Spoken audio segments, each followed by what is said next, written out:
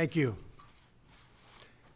When I came into office, I promised to look at the world's challenges with open eyes and very fresh thinking. We cannot solve our problems by making the same failed assumptions and repeating the same failed strategies of the past. Old challenges demand new approaches. My announcement today marks the beginning of a new approach to conflict between Israel and the Palestinians. In 1995, Congress adopted the Jerusalem Embassy Act, urging the federal government to relocate the American embassy to Jerusalem and to recognize that that city, and so importantly, is Israel's capital. This act passed Congress by an overwhelming bipartisan majority and was reaffirmed by a unanimous vote of the Senate only 6 months ago. Yet for over 20 years, every previous American president has exercised the law's waiver, refusing to move the U.S. Embassy to Jerusalem or to recognize Jerusalem as Israel's capital city. Presidents issued these waivers under the belief that delaying the recognition of Jerusalem would advance the cause of peace. Some say they lacked courage, but they made their best judgment based on facts as they understood them at the time. Nevertheless, the record is in. After more than 2 decades of waivers, we are no closer to a lasting peace agreement between Israel and the Palestinians. It would be folly to assume that repeating the exact same formula would now produce a different or better result. Therefore, I have determined that it is time to officially recognize Jerusalem as the capital of Israel. While previous presidents have made this a major campaign promise, they failed to deliver. Today, I am delivering. I've judged this course of action to be in the best interests of the United States of America and the pursuit of peace between Israel and the Palestinians. This is a long overdue step to advance the peace process and to work towards a lasting agreement. Israel is a sovereign nation with the right, like every other sovereign nation, to determine its own capital. Acknowledging this is a fact is a necessary condition for achieving peace. It was 70 years ago that the United States, under President Truman, recognized the state of Israel. Ever since then, Israel has made its capital in the city of Jerusalem, the capital the Jewish people established in ancient times. Today, Jerusalem is the seat of the modern Israeli government.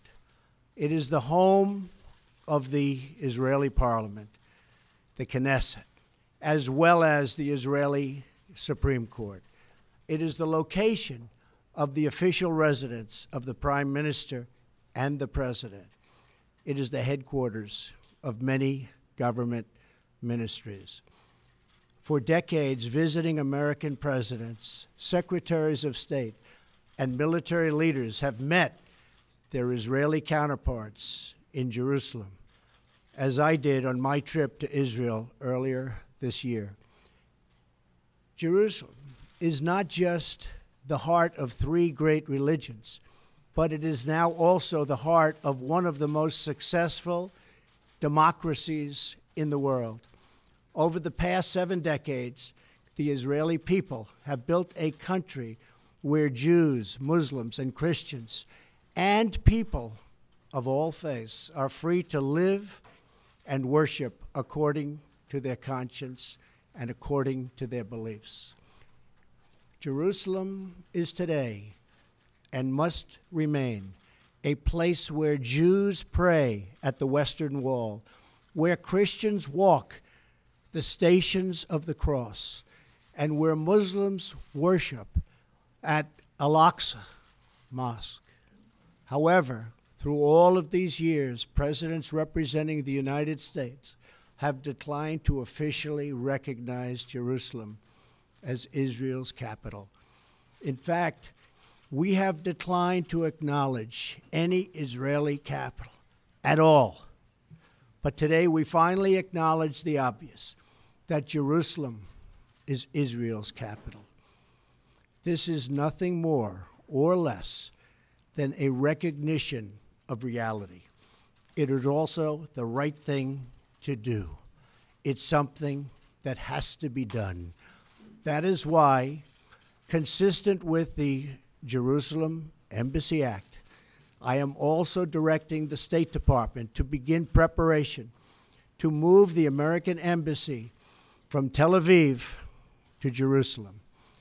This will immediately begin the process of hiring architects, engineers, and planners so that a new embassy, when completed, will be a magnificent tribute to peace. In making these announcements, I also want to make one point very clear.